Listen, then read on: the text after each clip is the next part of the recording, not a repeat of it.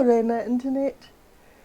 It's the Easter long weekend. It's a grey and miserable day out there, so this feels like the perfect time to get into my sewing room. Now, if you saw my last video, you might remember the Hippo fabric that my friend Jacq got very excited about when we went on our shopping trip. And in that video, I had promised to make them something with the fabric. And then I completely forgot when I was making them all those cushions a couple months ago. So I think this might be time to rectify my mistake and make one more cushion with the hippos. It's only a fat eighth, so it's not very much fabric, but I think I should be able to do something creative with it and make a hippo cushion. This could be fun.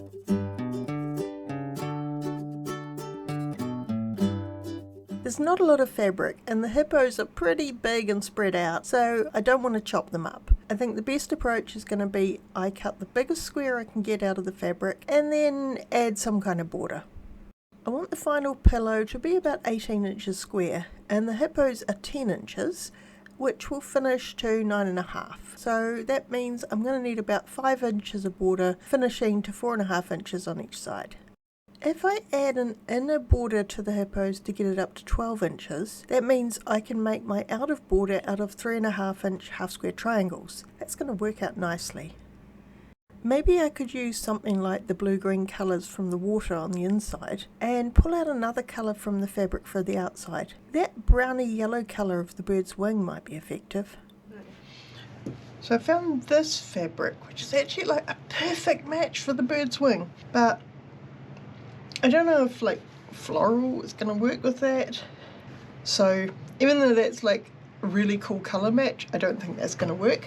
So my second thought is let's just put like plants around it, like it's in a swamp.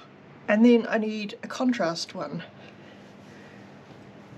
And what I've got is these two fat quarters, one of which has got all sorts of greens and blues, and the other has got greys and blues, and I think a little bit of sort of yellowy greeny.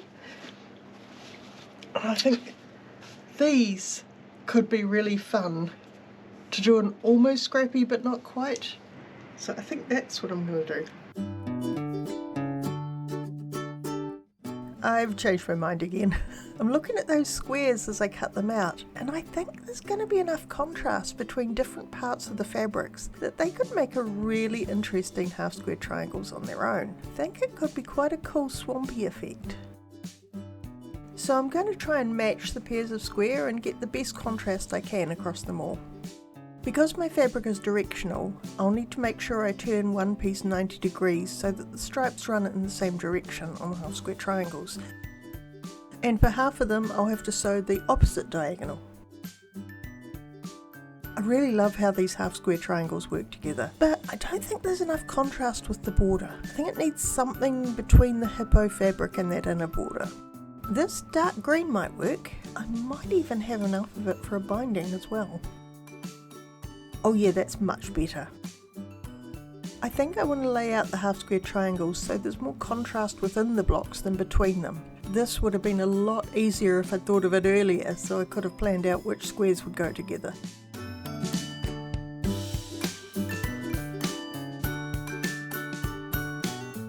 Yeah, that works. There's enough contrast to see the shape of the half square triangles without them totally blending into flying geese. And it totally gives the impression of swampy hippo water.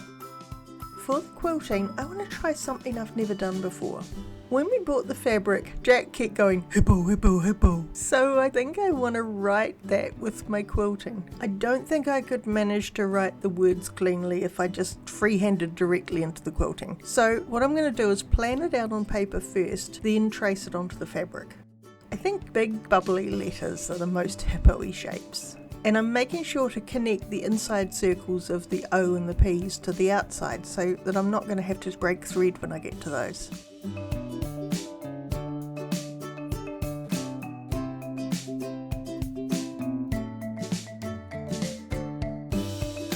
Now that I've got one word done, I can trace it for the other two words, and then I can trace them onto the fabric with chalk. It's a bit hard to see the chalk lines here on camera, but they're slightly more visible in person. It's hard to follow chalk lines exactly, but I think as long as your quilting lines are smooth, it doesn't actually matter if you aren't really following the chalk lines. Nobody knows what the original looked like, so it's still going to come out looking good.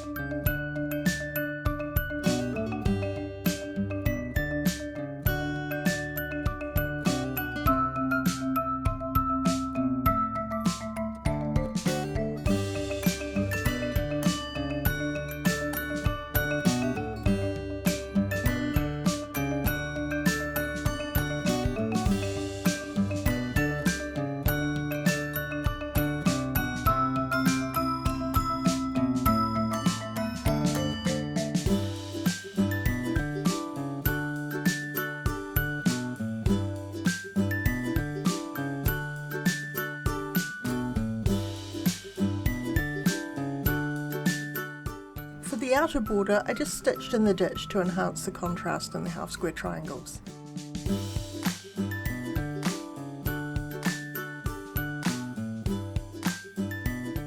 Now I just need to bind it and make the cushion, but you know how that part goes.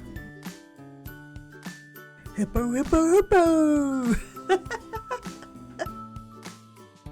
This cushion makes me smile so much, I really love it. I love how that swampy fabric on the outer border looks.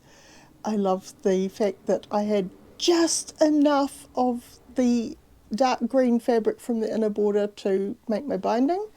And I'm really pleased I went with the hippo, hippo, hippo quilting because I think that looks great. Hippo, hippo, hippo. Don't forget to do all those nice internety things like liking and subscribing and leave a comment, and I will see you next time. Probably not for another cushion.